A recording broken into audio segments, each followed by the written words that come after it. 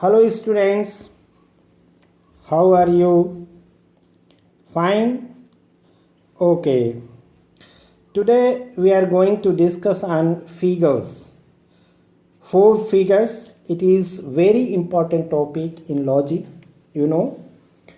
Dear students, इसके पूर्व हम लोगों ने इमीडिएट इन्फ्रेंस के कन्वर्जन, अपवर्जन तथा कंट्रापोजिशन की चर्चा की और वहाँ हम लोगों ने इसका विस्तार पूर्वक चर्चा की है।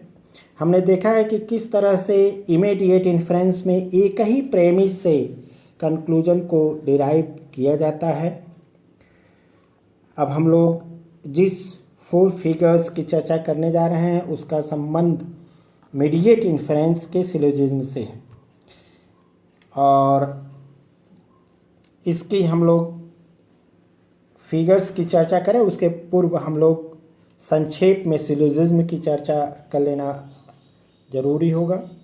डियर स्टूडेंट्स, आप लोगों को याद ही होगा कि प्रोपोजिशंस और आर्गुमेंट के पार्ट 3 लेक्चर में हम लोगों ने सिलोजिज्म की विस्तारपूर्वक चर्चा की। वहाँ हमने देखा कि the arguments that have 2 categorical premises as premise and 1 categorical proposition as a conclusion, such arguments are called syllogism.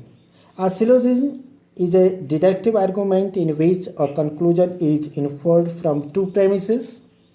Already we have discussed about all these things, you know. At that place we have also discussed about some important points and parts of syllogism.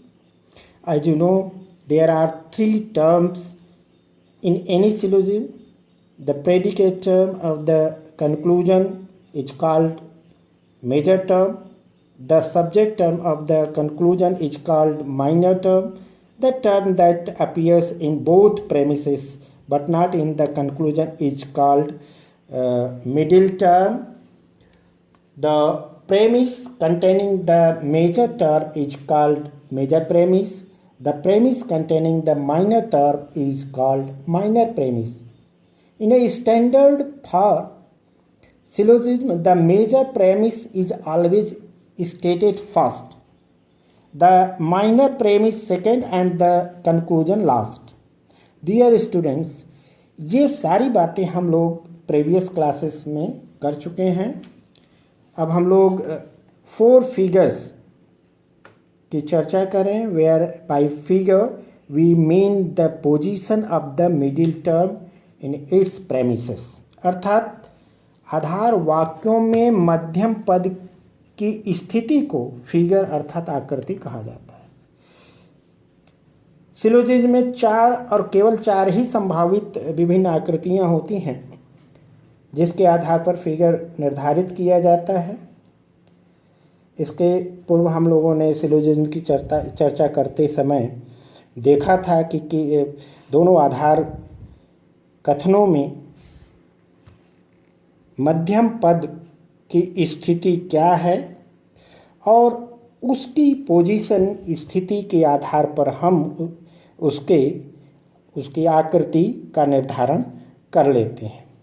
इसमें 4 संभावित जो आकृतियां बनती हैं उसमें first है the middle term may be the subject term of the major premise and the predicate term of the minor premise. आपके screen पर फर्स्ट फिगर को दर्शाया गया है, उसको ध्यान से देखिए। उसमें एम अर्थात मिडिल टर्म मेजर प्रेमिस में सब्जेक्ट के स्थान पर है और माइनर प्रेमिस में प्रेडिकेट के स्थान पर है। आप लोगों को ध्यान रखना है कि मिडिल टर्म की यह पोजीशन जिस सिलोजिज्म में होगी उस सिलोजिज्म की आकृति प्रथम आकृति कही जाएगी।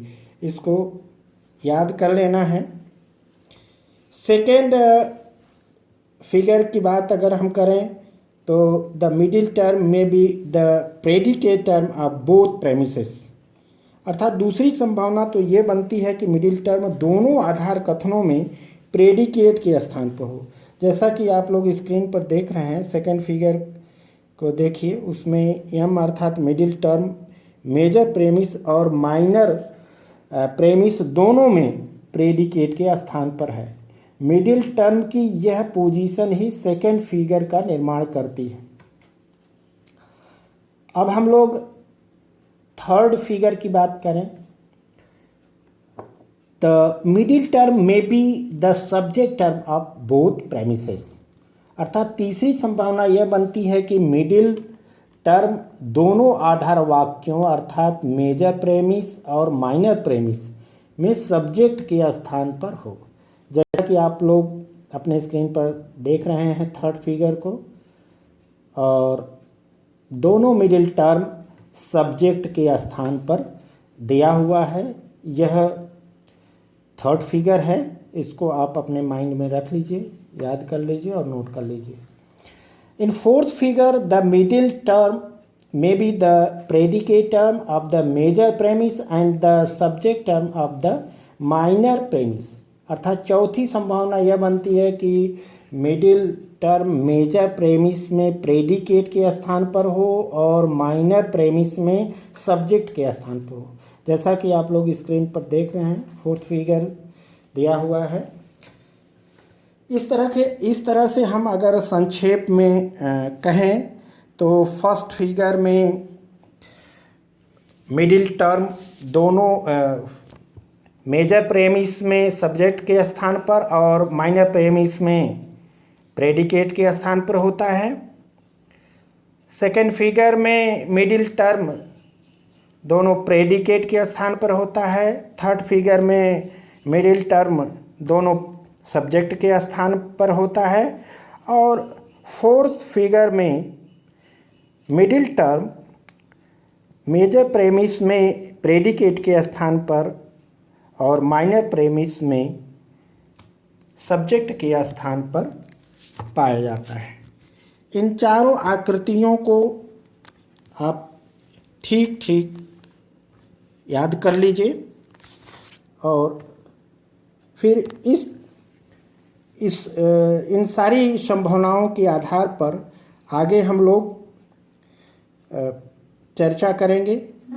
लॉजिक में मिडिल टर्म से संबंधित यह फोर्थ फिगर बहुत ही महत्वपूर्ण है। डियर स्टूडेंट्स, यह टॉपिक यहीं तक